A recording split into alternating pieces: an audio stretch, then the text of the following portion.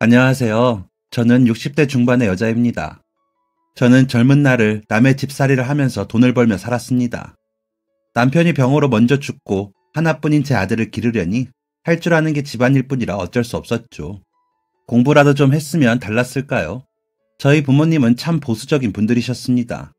그러면서 오빠나 남동생을 챙기셨죠. 제가 뭐라도 하려 하면 걔 집에 가 나서기는 이라고 하시거나 쓸데없는 짓 하지 말고 걸레질이나 해 라며 핀잔을 주시기 일쑤였고요. 다른 것도 아니고 책을 읽거나 글을 써서 보여드리려던 것뿐이었는데요. 그러면서 가르치신 건 음식, 청소, 빨래, 살림 비법들이었습니다. 그때는 정말 하기 싫었는데 나중에 그걸로 먹고 살게 됐다는 게 이상한 일이죠.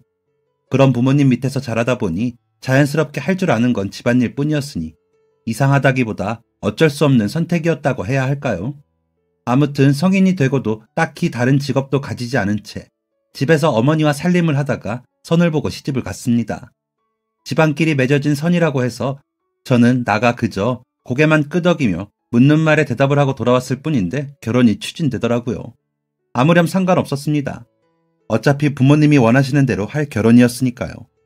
분가해서 살 수 있다는 남자의 말에 그걸로 저는 만족했거든요. 아무도 없는 집에서 혼자 마음대로 있을 수만 있으면 저는 그걸로 좋았습니다. 비록 그 순간이 찰나처럼 짧은 시간이어도 좋았습니다. 어찌됐건 그 시간만큼은 자유였으니까요. 누가 뭐라 하지 않고 눈치도 안 보고 아무렇게나 누워있을 수 있고 아무렇게나 먹을 수 있고요. 남편은 좋은 사람이었습니다. 드라마나 소설 속 주인공들처럼 불타는 듯한 사랑은 아니었지만 꽤 제 기준에 괜찮은 집을 마련해 살게 해주고 넉넉한 생활비를 다달이 주는 사람이었기에 저는 괜찮았습니다. 단지 시댁분들이 수시로 해오라고 성화를 부렸던 반찬을 해서 나르고 시댁에 일주일에 2번씩 가 청소를 하는 일이 좀 고됐지요. 형님이 2분이나 계셨지만 반찬 청소는 제 몫이었습니다. 시아버님이 교장 선생님과 장학사까지 하시고 정년 퇴임을 하신 분이셨는데 제가 해간 음식이 맛있다고 한마디 하신 게 제가 반찬을 하게 된 이유였습니다. 청소는 제일 큰 형님은 시부모님과 함께 사시면서 다른 일이 많다고 안 하시고 둘째 형님은 몸이 약해 못 하신다면서 철마다 시부모님 보약을 보내는 걸로 때우시더라고요. 세 며느리 중에 친정이 제일 못 사는 제가 험한 일은 다 하는 셈이었죠. 그렇게 했는데도 시어머니는 저를 못마땅해 하셨습니다. 너가 친정에서 살던 것보다 분에 넘치게 사니 얼굴에 기름이 돌아 반질반질하다 라면서 번번이 노려보셨습니다. 두 형님에 비해 친정이 처지기는 하지만 나름 저희 아버지도 산림청에 근무하시면서 동네 친구들에 비해 형편이 나쁘지 않게 컸는데 시어머님이 보시기에는 한참 모자랐나 봅니다. 그럴 거면 왜 선을 보여준 건지 지금 생각해도 모를 일이죠. 그렇다고 그런 말들을 남편에게 쏟아놓지도 못했습니다. 남편은 참견하거나 잔소리도 없었지만 제 일에 관심이 없었거든요. 그저 옷 잘 다려주고 밥 잘 차려주고 집만 깨끗하면 남편은 괜찮은 것처럼 보였습니다. 제가 임신을 하고 입덧이 심해 우국거리고 배가 불러오는데도 그러려니 하던 사람이었으니까요. 남편은 그냥 평범한 회사원이었는데 일이 바쁘다는 핑계로 시댁에도 잘 가지 않았습니다. 가끔 시댁에 가더라도 가볍게 인사만 하고 왔고요. 저는 시댁에 남겨두고 말이죠. 입덧을 하건 만삭이어서 끙끙거리건 상관없이 말입니다. 그런 무심한 남편이 너무 미울 때도 있었습니다. 이렇게 방치하듯 내버려두려고 결혼을 했나 싶어 원망스러울 때도 있었고요. 하지만 남편은 그런 제 마음을 알려고도 하지 않았을 겁니다. 그럴 필요성을 못 느꼈겠죠. 불편한 게 없으니까요. 그렇다고 친정애가 이렇다 저렇다 말도 하지 못했습니다. 가서 말해봤자 제 편을 들어주실 부모님이 아니셨고 제가 어떻게 살던 시집 보냈으면 그만인 분들이었으니까요. 그런 것 생각하면 남편은 좋은 사람이었습니다. 듣기 싫은 소리는 안 했으니까요. 설에 점심상을 물리고 인사차 친정에 가면 어머니는 사위를 반기면서 저를 탐탁해하지 않으셨고 너는 오랜만에 친정 나들이 하면서 들고 온 게 이거야? 아휴, 이래서 딸들은 아무 소용이 없어 라며 혀를 차셨습니다. 세배만 하고 집으로 향하는 저희에게도 뭘 싸주시기는커녕 남편이 내민 돈에만 관심을 보이시던 어머니셨으니까요. 사위에게 술상이라도 봐주며 우리 딸 잘 부탁하네 이런 말은 꿈도 못 꿨죠. 그저 제가 임신이었을 때 아들이어야 할 텐데 그래야 그 집에서 사람 대접받을 거 아니야 지 같은 딸 낳으면 그걸 어디에 쓸까? 라며 배를 쓰다듬으신 것이 최고의 애정어린 행동이 아니었나 싶네요. 오로지 오빠 남동생만 신경 쓰셨으니까요.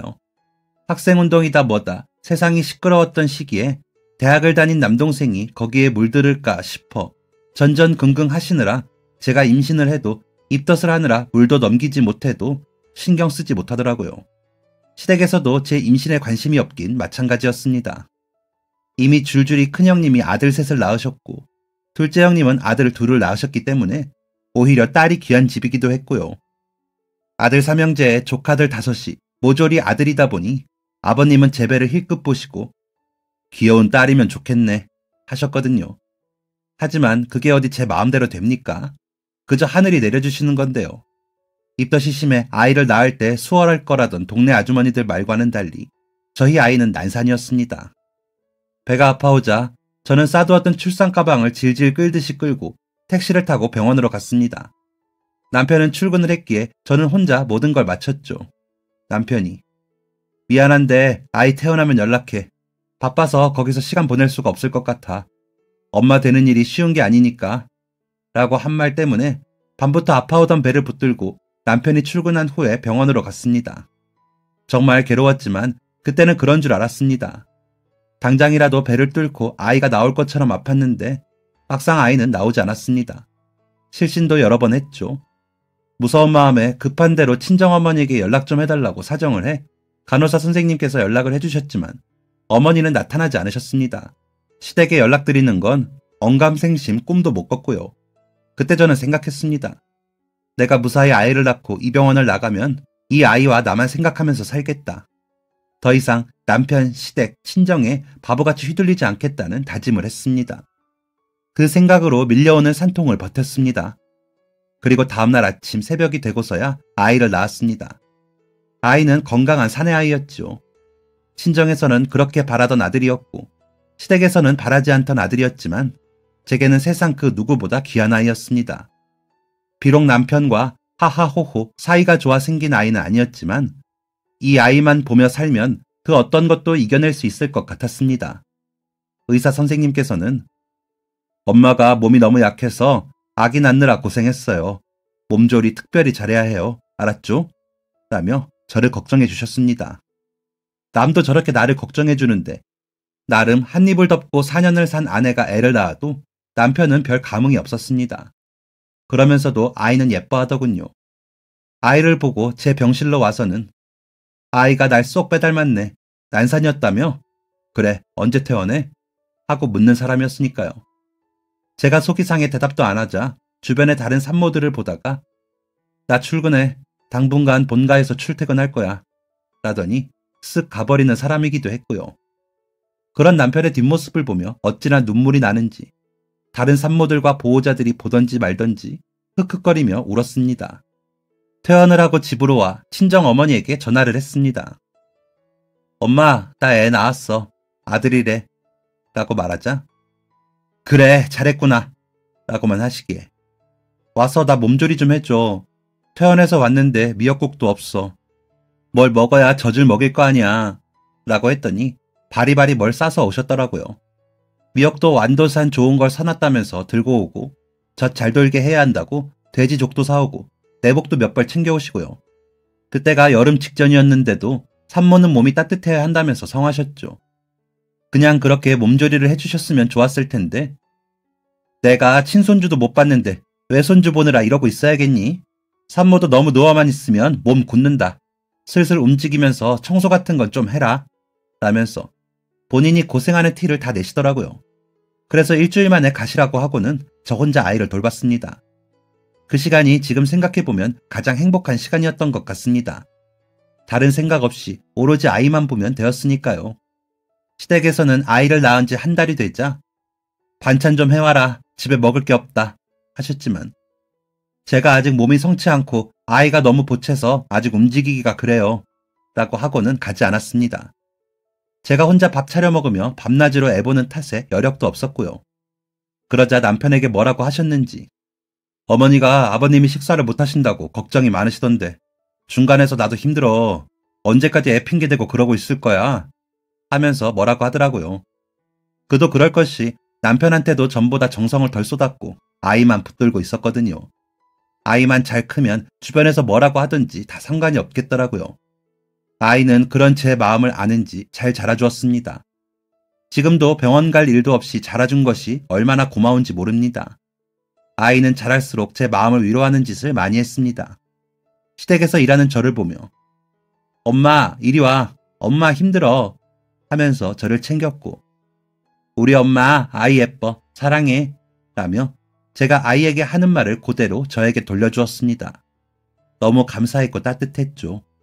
제 생전에 받아보지 못한 사랑을 아이에게서 받았으니까요. 남편은 그런 아이를 보며 자네 자식이 변죽도 좋네 라며 고개를 저었지만 제 눈에는 그저 예쁘고 귀했습니다. 시댁에서도 그런 아이를 마땅치 않게 여기셨습니다. 아무 소리 없이 저를 부리고 싶으신데 아이가 그러니 며느리 고생시키는 시부모라는 게 들켜서인지 어휴 제 엄마만 일하나 아이가 별나다 라거나 우리 애들은 사내답게 묵묵한데 석찬이는 누구를 닮아 저렇게 가벼운지 모르겠네 라며 아이를 향해 한마디씩을 하더라고요. 하지만 저는 그런 아이를 끌어안으며 다들 들으라는 듯이 우리 석찬이가 엄마 생각해주는구나. 고마워. 사랑해. 라며 볼 이리저리 입을 맞추며 마음을 표현했습니다. 아이는 그런 저를 자신의 눈에 가득 품고 깨르르 웃었습니다. 그렇게 아이와 저만의 세상을 만들어가는 재미에 저는 고된 줄 모르고 아이를 돌봤습니다. 아이는 반듯하고 밝은 아이로 키우고 싶어 제 마음을 더 많이 표현했고요. 남편은 처음에는 반응이 없다가 아이가 저를 챙기며 둘 사이가 나날이 좋아지자 괜히 끼어보려고 시도를 하긴 하더라고요. 아이는 그런 제 아버지 마음을 알았는지 아버지 나 목마 태워주세요 하면서 어리광도 부리고 남편이 신문을 읽고 있으면 무릎에 앉아 제가 아는 글자들을 짚어가며 읽고는 했습니다. 남편도 그런 아이가 기특했는지 머리를 쓰다듬고 꼭 안아주기도 하면서 예뻐했습니다. 그 모습을 보고 남편에게 서운했던 마음은 좀 수그러들기도 했습니다. 하지만 여전히 남보다 조금 가까운 한 집에 사는 사람, 그 이상 그 이하도 아니긴 했죠. 그렇게 시간은 흘렀고 아이가 초등학교 입학을 앞두고 가방을 사고 학용품을 사면서 설레어하던 그런 날이었습니다. 남편도 입학식에 함께 가기로 했기에 아이가 손꼽아 기다리며 기대도 많이 했습니다. 그러던 날들 중에 그저 하루였습니다. 여느 때처럼 회사 일을 마치고 회식을 하고 늦는다던 남편은 12시가 다 되도록 집에 오지 않았습니다. 아무리 늦어도 12시 전에는 들어오던 사람이라 걱정이 되더라고요. 아무리 사이가 좋지 않은 남편이기는 해도 아이 아버지고 집의 가장인데 다른 때보다 늦으니 걱정을 할 수밖에요. 자는 아이를 현관문과 번갈아 바라보고 있었습니다. 그러다 깜빡 졸았을 때 전화벨이 울리더군요. 받았더니 병원이라는 겁니다. 남편이 사고가 나 응급실에 있다는 전화였습니다. 너무 놀라 일단 병원에 가기 위해 아이를 깨우고 옷을 입히면서 손발이 부들부들 떨리더라고요. 크게 다치지 말아야 할 텐데 싶은 마음과 별일 아닐 거라는 바람으로 복잡한 마음이었습니다. 응급실에 가보니 남편은 머리를 크게 다쳤더라고요. 직장 동료로 보이는 사람 말로는 오늘따라 술을 많이 드시긴 했어요. 그래서 걸어 집에 가면서 좀 깨겠다고 하셨는데 순간 휘청하시다가 도로 쪽으로 넘어지시면서 그만 이라고 하더라고요. 제가 봐도 남편은 피를 많이 흘리고 있었습니다. 응급실 앞에 서 있으라고 했던 아이는 어느새 제 곁에서 아버지가 다치신 모습을 다 보고 있더라고요. 저는 그것도 모르고 발만 동동 구르고 있었습니다. 아이가 너무 놀라 제 손을 잡아 그제야 알고 아이 눈을 가려보았지만 아이 눈에서는 이미 눈물이 나고 있었습니다. 엄마, 아버지 죽어요? 이렇게 피가 많이 나는데 살 수 있어요? 라며 묻는 아이에게 의사 선생님이 수술하고 그러면 살려주실 거야. 그러면 괜찮아질 거야. 라고 했지만 저도 알 수 없는 일이었습니다. 남편은 긴급으로 수술을 해보기도 했지만 출혈이 잡히지 않아 남편은 깨어나지 못하고 눈을 감았습니다. 수술실 앞에서 아이와 손을 잡고 간절히 기도를 했지만 남편은 우리 곁을 떠나더라고요. 제가 연락을 해 온 시댁 식구들은 난리가 났었습니다. 특히나 시어머니는 기절하듯 넘어가시고 아버님은 무릎을 꿇고 우셨습니다. 아주버님들은 벽을 치며 우셨습니다. 장례식은 병원 장례식장에서 치렀는데 시어머님은 빨리 간 것도 서러운데 최대한 사치스럽게 장례를 해라 라면서 이것저것 주문이 많으셨습니다. 생전 저에게 다정한 적 한 번 없던 남편이었지만 그래도 12년을 삶아떼고 산 남편이라 그런지 눈물은 멈추지 않고 흘렀습니다. 그러다 문득 일만 열심히 하면서 산 그 사람의 인생이 불쌍했고 아직 젊은 나이에 사고로 간 그 사람의 시간이 아까웠습니다. 이렇게 순식간에 사라질 인생이라면 더 행복하게 알콩달콩이라도 살아볼 걸. 뭐가 그리 꽁 해가지고 좋은 소리 한번 제대로 못하고 살았나 싶더라고요. 제 인생이 아까운 만큼 남편의 인생도 아까웠던 걸 모르고 이렇게 보내나 싶어 눈물이 났습니다. 그제야 남편에게 미안해졌습니다. 애교스럽고 살가운 여자를 만났더라면 조금은 더 행복했을 텐데 그런 행복을 느끼지 못하고 간 남편이 불쌍하기도 했고요. 아들은 제 아버지를 다시는 만나지 못한다며 아버지, 입학식은 어떻게 해요? 같이 가시기로 하셨잖아요. 라고 우는데 제 마음도 같이 괴로웠습니다. 시어머님은 그런 아이에게 사내 자식이 잔망스럽게 그런 말을 잘도 하는구나. 너희 아버지가 돌아가셨는데 그깟 입학식이 대수냐? 라며 눈을 흘기시더라고요. 그 모습을 본 제가 어머니께 뭐라고 하려 했습니다. 아버지를 잃은 아이가 애도하는 마음을 표현한 걸 그렇게 매도하실 게 뭔가 싶고 화가 나더라고요. 그런데 아이가 먼저 할머니, 제가 말하는 건 그게 아니잖아요. 아버지가 안 계셔서 저와 함께 만들기로 한 추억들을 함께 하지 못해 속상하다는 거잖아요. 이제 아버지가 없는 제가 얼마나 슬플지 모르시겠어요? 라며 울더라고요. 그 어린아이가 울먹이며 야무지게 말하더라고요. 그 모습을 보니 제가 잘 기르고 있는 것 같아 기특했습니다. 시어머니는 그런 아이에게 소리를 높이며 너가 아무리 슬퍼도 자식 잃은 이 어미만큼 슬프겠니? 어디서 할미한테 대들어. 이래서 가정교육이 중요한 거야. 제 어미가 교육을 어찌 시켰기에 애가 이러냐. 이래서 이 결혼을 시키지 말았어야 했어. 내가 그런 집안이랑 선도 보이지 말라고 했는데. 라고 하시는데 저희 부모님과 오빠가 장례식장에 들어서시더라고요. 시어머니는 얼른 태도를 바꾸며 인사를 하더군요. 양가 어른들이 어색하게 인사를 하고 별 말 없이 계시다 장례식장을 나가시던 아버지께서 너는 어찌했기에 사돈 어른 입에서 저런 소리가 나오게 해? 그것도 남편 잃은 젊은 미망인 앞에서. 손주 보기 부끄럽게 저런 소리를 하시는 건 너가 그만큼 잘못했으니 그러시는 거 아니냐. 나는 너 시집 잘 보냈다고 단 한 번도 생각해 본 적이 없는데 도대체 어떻게 행실을 하는 거냐? 출가 외인이라고 해도 우리 성씨 달고 부끄럽게 하지 마라. 라더니 가시더라고요. 시아버님은 말도 없이 얼굴이 울그락불그락해져 시어머니를 노려보셨고 시어머니는 가슴을 치며 한숨만 쉬더라고요. 형님들은 눈치만 보고요. 사진 속 남편은 이 상황을 아는지 모르는지 무표정한 얼굴이었습니다. 떠난 사람은 그렇게 말이 없는 거더라고요. 그렇게 남편의 장례를 치르고 집으로 돌아왔는데 집이 썰렁하니 이상하더군요. 며칠 집을 비워서 그런 건지 집안의 냉기가 유달리 심하고 허전한 느낌이었습니다. 아이와 밥을 해먹고 불을 다 끄고 누웠는데 남편이 다시는 돌아오지 않는다는 사실이 실감되면서 눈물이 주룩주룩 흘러내렸습니다. 남편에게 살갑게 술 좀 적게 먹고 집에 와서 저녁 먹어요 라고 말 한마디라도 해봤으면 남편이 그렇게 돌아가시지 않았을까 하는 생각에 죄책감이 몰려왔습니다. 그렇게 밤마다 울었습니다. 그러는 사이 아이는 학교에 들어갔고 100점짜리 시험지를 가져오며 저를 기쁘게 하려고 애를 썼습니다.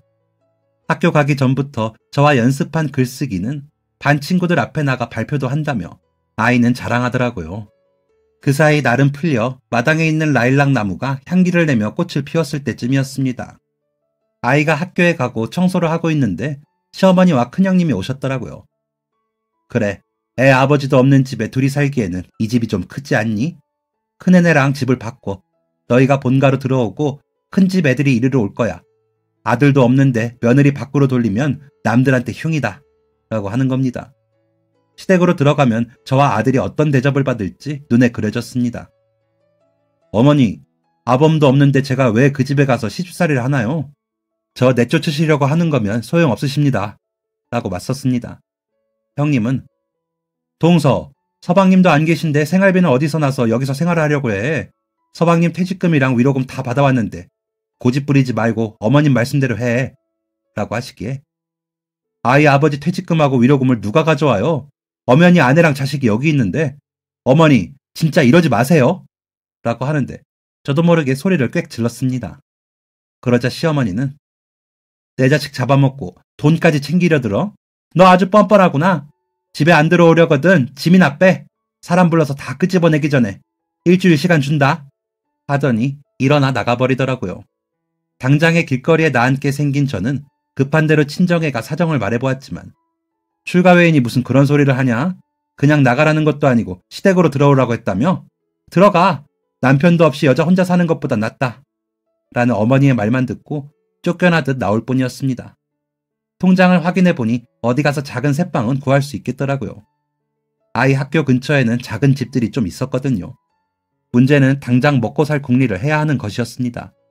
급한 대로 일자리를 알선해주는 사무실에 일자리를 알아보는데 제 특기가 집안일이더라고요. 어지간한 떡집에서 빚는 것보다 떡도 잘 빚었으니까요. 시댁 분위기에 맞춘다고 배운 음식들도 있고 일하는 사람들을 쓰는 집에서 원하는 손 많이 가는 음식들도 할 줄 아는 게 많았고요. 그래서 멀지 않은 곳에 사모님 혼자 지내시는 집을 시작으로 남의 집 살림을 살아주는 일을 시작했습니다. 식모라고도 불리고 파출부라고도 불렸죠. 요즘은 가사도우미, 토탈 홈케어 관리사라고도 부르시더라고요. 예전에는 그저 아줌마라고 부르던 말을 이모님을 거쳐 여사님으로 불리기도 하고요. 아이가 혹시나 부끄러워하지는 않을까 조심스럽게 여기서 버스로 세정거장 떨어져 아마 학교에 아는 친구는 없을 거야. 엄마가 할 줄 아는 게 그런 일이라 미안해. 라며 설명을 하자. 엄마가 고생해서 나 먹이고 입히려고 하시는 일인데 뭐가 미안해요. 저는 엄마가 너무 힘들까 걱정이에요. 라며 저를 안아주더라고요. 급하게 이사를 하느라 아이 짐 위주로 챙겨 당장에 필요한 것들만 가지고 오면서 제가 많이 울었거든요. 사랑은 받지 못했어도 궁핍하게 살아본 적은 없었기에 서럽더라고요. 그런 저를 보고 아이가 제가 많이 불쌍했는지 전보다 더 다 좋다는 말을 많이 했습니다. 속이 깊은 아이라 너무 고마웠지만 그만큼 미안했습니다. 어린아이를 너무 빨리 어른으로 만들고 있는 것 같아서요. 그러면서도 아이가 그래주니 의지가 되고 좋았습니다. 아이가 없었다면 제가 그 시절을 어떻게 버텼을지 머리가 아득합니다. 아무래도 일이 괄시도 많이 받는 일이다 보니 집에와 아이가 학교 생활에 대해 이야기해주는 걸 들으며 돈을 버는 보람이 느껴지더라고요. 하지만 혹시나 공부가 처질까 걱정도 많이 되기는 했습니다. 학원을 보낼 형편은 못 되었으니까요. 그래서 저녁마다 모르겠다는 부분들을 봐주고 비슷한 문제들을 만들어 풀어보게 했더니 학교 성적도 계속 잘 받아왔습니다. 전보다 부족한 형편에 먹고 싶은 것도 가지고 싶은 것도 흠뻑 사주질 못하는데도 아이는 투정 한 번을 하지 않았습니다. 저 같은 엄마에게 넘치도록 대견하고 기특하고 고마운 아이였습니다. 그래서 힘을 내 열심히 일을 했습니다. 아끼고 아껴서 월세로 살던 집을 전세로 갈 만큼 돈을 모으기도 했지만 생활은 딱히 좋아지지는 못했죠. 그런데도 아들은 공부도 잘했고 친구도 잘 사귀었습니다. 기가 죽을까 했던 걱정보다 너무 잘 지내더라고요. 친구들도 집에 잘 데려오고요. 친구들과 집에서 숙제를 하면서 알려주기도 하고 물어보기도 한다 했습니다. 담임 선생님 말씀으로는 아들이 지도자 기질이 있어 반 아이들을 잘 이끌고 힘든 친구를 가만두고 보지 않고 나서서 돕는 정의로운 아이라고 하셨습니다. 나중에 판 검사하면 잘할 것 같다는 말씀도 하셨죠. 저는 그저 감사했습니다. 우리 아들에게도 고마웠고 그런 아이를 잘 따른다는 친구들에게도 고마웠습니다. 그걸 예쁘게 봐주시는 선생님께도 감사했고요. 그래서 아이들이 집으로 놀러와 먹을 수 있게 간식도 준비해놓고 선생님 가져다 드리라고 반찬도 해서 보냈습니다. 제 나름의 마음의 표현도 역시나 저는 그런 것들이더라고요. 그렇게 아이는 잘 자라주었습니다. 저도 어느 정도 일에 익숙해졌고 돈이 좀 더 되는 집들을 소개받기도 했습니다. 형편은 조금씩 좋아지는 듯 보였죠. 아이가 중학교 3학년이 됐을 때쯤에는 집에서는 좀 더 멀었지만 월급이 기존에 받던 0.5배를 더 받게 되어 다른 사람을 소개해주고 일하는 집을 옮기게 되었습니다. 버스 정류장과 제법 먼 집이라 종종 거리며 출근을 하고 있는데 바닥에 낡고 허름한 지갑이 떨어졌더라고요. 아이가 잃어버렸나 싶어 우체통에 넣어줄까 싶어 열어봤는데 엄마와 아이가 찍은 사진이 보이더라고요. 환하게 웃고 있는 모습이 너무 예쁘더라고요. 안에 돈은 현금으로 5만 원 정도 들었는데 그 옆에 메모에 아이 바지, 아이 속옷, 아이 반찬, 가스비, 수도비 라고 적혀 돈과 함께 있더라고요. 아무래도 아이 엄마 지갑인 것 같은데 잃어버려 곤란할 것 같아 안쪽을 더 뒤져서 신분증을 보니 주소가 근처더라고요. 그래서 실내를 무릅쓰고 집 주소지로 찾아갔습니다. 길거리 담벼락 한쪽에 샤시문이 주소더라고요. 그 문을 보는데 남편이 죽고 아들과 살 집을 찾아 헤매던 그때가 떠올라 마음이 시큰해졌습니다. 벨도 따로 없어 문을 두드려 계세요! 라고 부르자 안에서 누구세요? 라며 미간에 주름을 잡은 젊은 여자가 나오더라고요. 지갑을 주워서요. 찾아주려고 보다가 급할 것 같아서 가져왔어요. 라며 말하자 제 손을 잡더니 감사합니다. 감사합니다. 잃어버린 줄 알고 진짜 막막했거든요. 당장 애 병원도 가야 했는데 감사합니다. 라고 하기에 괜히 짠한 마음에 이거 가지고 아기 간식이나 좀 사줘요. 나도 형편이 좋은 사람은 아니라. 라며 10,000원짜리 3장을 쥐어주고는 문을 닫고 출근하는 발걸음을 서둘렀습니다. 그리고는 저는 그 일을 잊어버렸습니다. 바쁘기도 했고 아들 고등학교 입시를 앞두고 신경 쓸 일이 많았으니까요. 아이는 문제집만 봐도 된다는데 도움이 못 되는 것 같아서 마음만 쓰고 지내던 때였거든요. 게다가 그쯤에서 전과 다르게 일하는 집 사모님은 왜 그리 친구 모임이 많은지 매주 주말마다 모임상 차리느라 고생을 하기도 했고요. 그래도 추가 수당이 꼬박꼬박 나와 아들을 생각하며 참았습니다. 추가 돈이 더 생기면 아들에게 뭐라도 더 해줄 수 있으니까요. 그러다 사모님 친구들이 하는 이야기를 듣게 되었죠. 그 박교장 선생님 댁은 완전히 망한 거야? 아들 둘이 그 재산을 다 말아먹고? 라고 들리더군요. 혹시나 싶어 귀를 기울였는데 제일 똑똑하던 막내 아들 사고로 죽고 며느리 돈 한 푼 안 주고 내쫓을 때부터 아들들이 사업한다고 설치더니 장학사님 돌아가시고 모시겠다는 며느리들이 없어서 그 집 사모님 혼자 지내시다 풍오니까 아들들이 재산 다 가져갔대. 그러고는 풍비박산이지. 라는 겁니다. 저희 시댁 이야기였죠. 그 뒤로 아들들 다 이혼하고 그 집 사모님 아들들도 안 들여보다가 돌아가시고 아들들은 어디서 뭐 하는 줄도 모른대. 막내 며느리가 순했는지 잡다가 그 며느리 도망가고 얼마나 후회를 하셨을까? 하더니 또 다른 이야기들을 하더라고요. 저희가 그 집을 나오고 흐른 10년 가까운 시간 동안 그런 일들이 있었다는 것이 기가 막히고 어이도 없었지만 저희 아들을 앞으로 더 잘 키워보겠다며 마음을 굳게 먹었습니다. 무심한 어른이 그렇게 우리를 내쫓지만 않았어도 그렇게 돌아가셨을까 싶어 마음이 좋진 않았습니다. 그리고는 그날따라 정리가 빨리 끝나 먼저 들어가도 된다는 이야기를 듣고 퇴근을 하고 있었습니다. 아무리 이제 나와 상관없는 사람들이어도 그런 소식을 들으니 마음이 좋지는 않더라고요. 그래서 고개를 숙이고 터덜터덜 걷고 있는데 저기 아주머니! 라면서 부르는 소리가 나더라고요. 그래서 보니 그 아기 엄마였습니다. 그래서 아는 체를 하면서 아휴 날도 추운데 어디 가요? 했더니 일자리를 좀 찾아보려고 하는데 잘 안 되네요. 아이를 맡길 곳이 없어서요. 라면서 쓸쓸한 표정으로 웃으며 대답을 하더라고요. 아이 아빠가 벌이가 힘들어요. 아빠도 젊겠구만. 이라고 했더니 아기 엄마가 눈물을 쭈르륵 흘리더라고요. 놀라서 가방에 휴지를 꺼내주고 어깨를 다독여 주었더니 제 품에 안기듯 기대 울더라고요. 그러다 민망했는지 죄송합니다. 제가 오늘 좀 힘들었나 봐요. 저희 아이는 아빠가 없어요.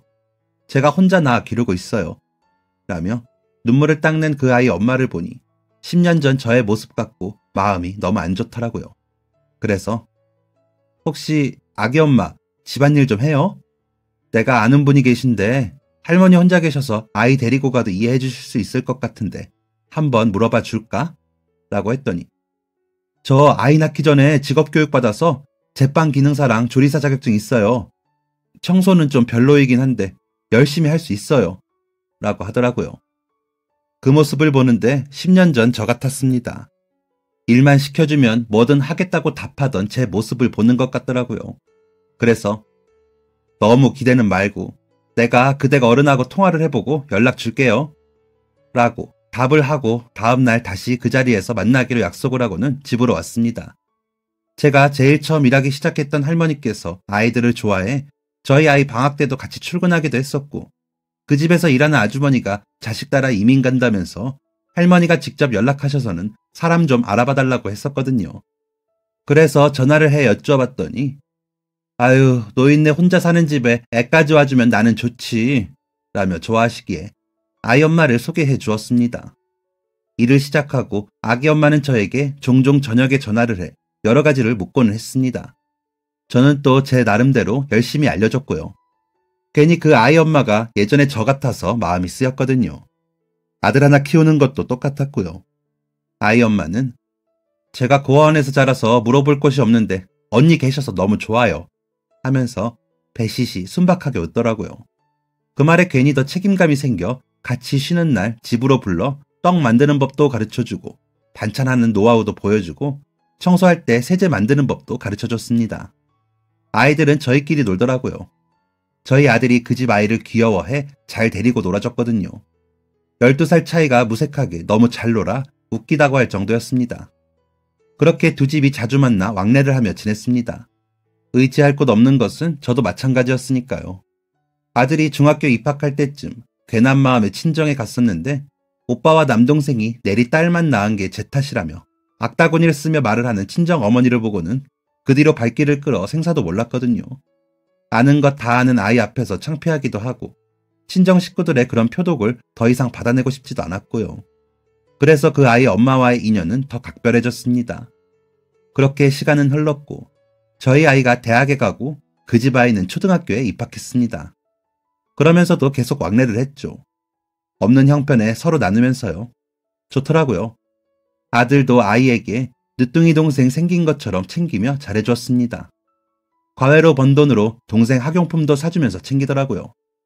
그런 아들의 모습을 보며 저 아이도 말을 안 해 그렇지 정이 고프구나 싶어 마음이 안 좋기도 했지만 그래도 인연이 닿아 왕래하고 지내니 좋았습니다. 저나 아이 엄마나 벌이가 매우 좋지는 못해도 아이들 학교 보내고 뒷바라지 할 수 있는 게 어디냐 싶어 열심히 일했습니다. 서로 비슷한 처지에 으싸으싸하니 같이 일하지 않아도 힘이 나더라고요. 아이 엄마도 일하는 실력이 늘어 여기저기 찾는 곳도 생기고요. 할머니가 칭찬을 많이 해주시기도 했다고 하더라고요. 할머니가 몸져 누우시면서 소문을 잘 내셨고 아들네로 들어가시고 아기 엄마는 다른 곳에 가면서 월급을 더 받게 되었다며 축하해달라고 음식도 사오고 하면서 기쁨을 나누는 사이가 됐죠. 저희 아들이 군대를 갈 때는 아이 엄마에게 저 좀 잘 부탁한다며 부탁을 하고 갔다고 하더라고요. 이모가 계셔서 제가 얼마나 마음이 놓이는지 몰라요 라고 했다고 하더라고요. 정말 고마운 일이죠. 아이 엄마는 정말로 전보다 자주 아이를 데리고 저희 집에 와서 저녁을 먹고 갔거든요.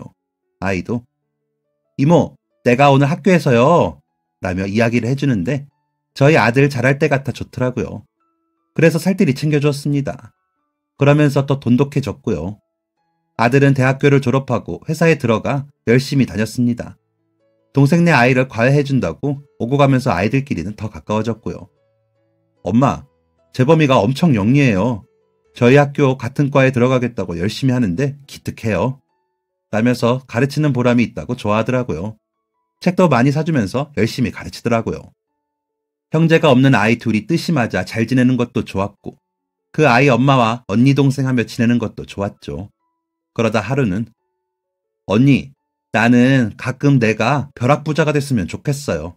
내가 만약 그렇게 되면 집 지어서 언니랑 나랑 위아래에 같이 살면서 지내면 너무 좋을 것 같아요.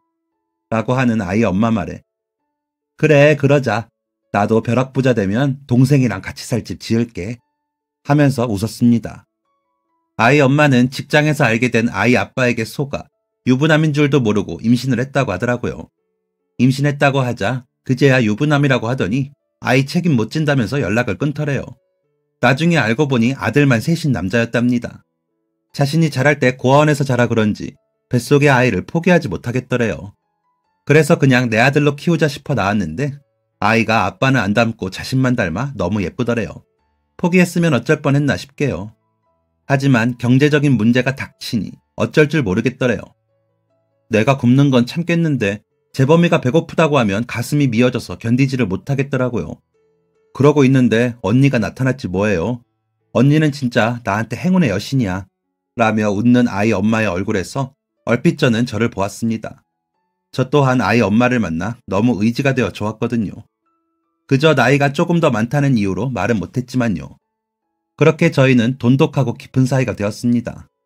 그러다 보니 자연스레 집도 가까이 이사를 하게 되었고 아이 엄마가 늦거나 제가 늦는 날에는 자연히 아이들을 불러 밥을 먹여 보내기도 했습니다.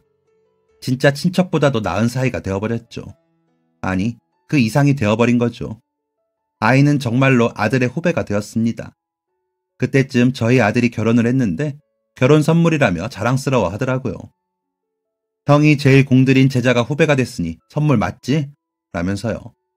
아들은 그 모습이 귀여워 죽겠다는 듯이 웃고요. 며느리도 아들과 같이 학교를 다녀서인지 아이를 예뻐했습니다. 그러다 돌연 5년 전쯤 셋이서 회사를 세우겠다고 하더라고요. 셋이서 무슨 프로그램을 만들어 신기술로 무슨 물질을 만들었는데 그 기술이 굉장한 거라 직접 회사를 운영하면 가능성이 있다는데 제가 자세한 내용까지는 알 수는 없고 그저 응원만 했습니다. 걱정은 했죠. 혹시나 돈이 더 필요할 때 제가 뭘 보태줄 형편이 못 되니까요. 동생네 아이는 다른 회사에 갈 생각도 없이 바로 아들이 차린 회사로 제 친구들을 데리고 왔다 하더라고요. 아들이 책임이 컸죠. 그렇게 열심히 하는 아이들을 보면서 저와 동생은 노년에 아이들 신세나 지지 말자 싶어 그저 열심히 제 일을 했습니다. 남의 집 일이라도 정이 생기면 힘든 건 둘째치고 더 손이 가기 마련이라 사모님들과도 잘 지냈고요. 동생은 우리 아들 장가만 보내면 언니 나랑 같이 살아요.